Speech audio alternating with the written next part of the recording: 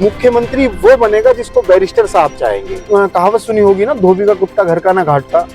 उन चारों के साथ वही स्थिति हुई। आप देखिए, 3 को आरजेडी ने टिकट नहीं दिया, एक वापसी हमारे पास आ चुके हैं। असदुद्दीन ओवैसी साहब को बोला है, और ऐसे नाम को बोला है जो उनके बाप भी नहीं बोल सकते। आपको ऐसा लग रहा है वो बहुत अच्छे मार्जिन से जीत रहे हैं और बहुत बढ़िया उनका कैंपेनिंग चल रहा है। बैरिस्टर साहब के प्रोग्राम भी वहाँ बहुत अच्छे से हो रहे हैं, और हमने तो बड़े करीब से देखा है कि वहाँ पर सब लोग उनके समर्थन में। हाँ, तो वो तैयारी कर लें छोड़ने की, वो सीट भी नहीं जीत पाएंगे। जिस तरीके से वो आज बयानबाजी कर रहे हैं, एक जज्बाती बयानबाजी, उससे ये पक्का है कि वो छोड़नी ही उनको पड़ेगी। हम बिहार को पूरे को लड़ेंगे जब एक समय आएगा, लेकिन अभी फिरका परस्त ताकतों को रोकने के लिए हम उन्हीं सीटों पर लड़ना चाहते हैं जिन सीटों पर हमारे कार्यकर्ताओं ने हमें कहा कि भाई आप लड़िए।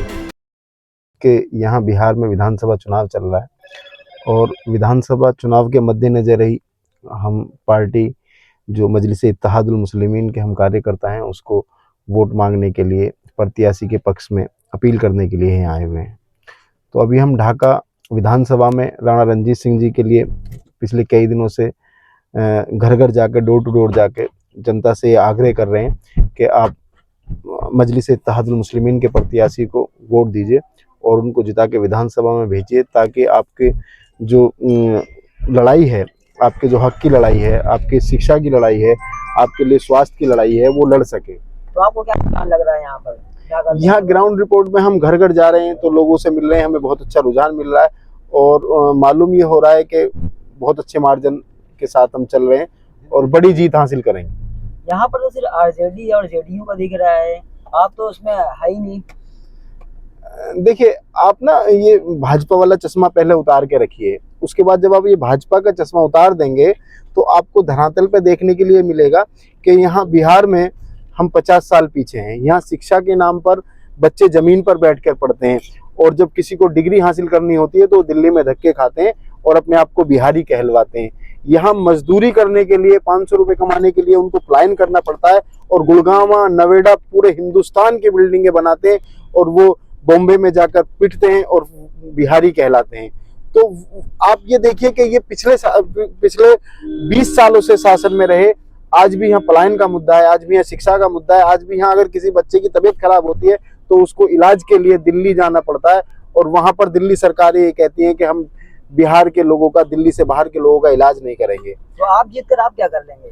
हम जीत के यहाँ शिक्षा बेहतर करेंगे, स्वास्थ्य बेहतर करेंगे, भाईचारा बढ़ाने के लिए पूरा काम जो पहले से हम करते आ रहे हैं वही करेंगे। आप देखिए कि सड़कों में पता ही नहीं चल पा रहा है कि सड़कें हैं या गड्ढों में सड़क है या सड़क में गड्ढा है। तो ये सब सारी चीजें जो है, जो मूलभूत सुविधाएं हैं, उनको देने के लिए पूरा संभव प्रयास किया जाएगा और निरंतर कर रहे हैं। इसे बिहार में सीमांचल से आपको 5 सीट जिताकर भेजी गई थी, जिनमें से 4 बिक कर चले गए। अब लोग कैसे आप पर विश्वास करेंगे? एक आपने कहावत सुनी होगी ना, धोबी का कुत्ता घर का ना घाट का। उन चारों के साथ वही स्थिति हुई। आप देखिए, 3 को आरजेडी ने टिकट नहीं दिया, एक वापसी हमारे पास आ चुके हैं। तो कभी भी जनता ने उन पर विश्वास किया था, जनता ने बैरिस्टर असदुद्दीन ओवैसी साहब को वोट दिया था, ना कि उनको दिया था। दोबारा से हम उन्हीं सीटों के साथ रिपीट कर रहे हैं, और बहुत अच्छा पूरे बिहार से हमें जन समर्थन मिल रहा है। अब वो टाइम नहीं है कि लोग नहीं जानते, जनता नेताओं से ज्यादा समझदार है। जनता देख रही है कि हमारे हक की लड़ाई कौन लड़ रहा है। जनता नहीं सुनना चाहती कि मतलब अगर वो वोट दे तो उसके काम के लिए उसे भागना पड़े। जो आपके एक विधायक थे अख्तरुल इमान साहब, उन्होंने क्या काम करा दिया? उन्होंने पिछले 20 साल का काम अपने 5 साल के कार्यकाल में इस बार कराया है। बड़े बड़े काम, पुल जैसे काम उन्होंने बनवाए हैं। 24/7 जनता के लिए समर्पित रहे हैं। तो उनका बाइकआउट क्यों हो रहा है? वो जहाँ जा रहे हैं उनका बाइकआउट हो रहा है। आपको ऐसा लग रहा है वो बहुत अच्छे मार्जिन से जीत रहे हैं और बहुत बढ़िया उनका कैंपेनिंग चल रहा है। बैरिस्टर साहब के प्रोग्राम भी वहाँ बहुत अच्छे से हो रहे हैं, और हमने तो बड़े करीब से देखा है कि वहां पर सब लोग उनके समर्थन में, वहां कोई उनके टक्कर में नहीं है। ये तो अभी क्या है ना, ये सिर्फ एक हवाई बात है। जैसे मैंने अभी पीछे आपसे कहा कि आपको अगर बात करनी है तो चश्मा उतारना पड़ेगा। आप वहां पर ग्राउंड रिपोर्ट देखिए, ऐसा नहीं है, उनको पूरा समर्थन वहां से मिल रहा है। पप्पू यादव जी हैं, बड़े नेता हैं बिहार के। वो कह रहे हैं कि अगर अमौर से एमआईएम जीतती है तो मैं राजनीति छोड़ दूंगा। हाँ, तो वो तैयारी कर ले छोड़ने की, वो सीट भी नहीं जीत पाएंगे। जिस तरीके से वो आज बयानबाजी कर रहे हैं, एक जज्बाती बयानबाजी, उससे ये पक्का है कि वो छोड़नी ही उनको पड़ेगी। और ये जब पेटियां खुलेंगी तो उस दिन आपको, मतलब आपका ये बयान और उनकी ये वीडियो पूरे सोशल मीडिया पे चलेगी, तो यकीनन वो किसी को मुंह दिखाने लायक नहीं रहेंगे। आप यहाँ 25 सीट लड़ रहे हैं, अब 25 सीट में तो आप मुख्यमंत्री बन नहीं जाएंगे। देखिए, मुख्यमंत्री बनना ही नहीं सब कुछ होता है, लेकिन मुख्यमंत्री वो बनेगा जिसको बैरिस्टर साहब चाहेंगे।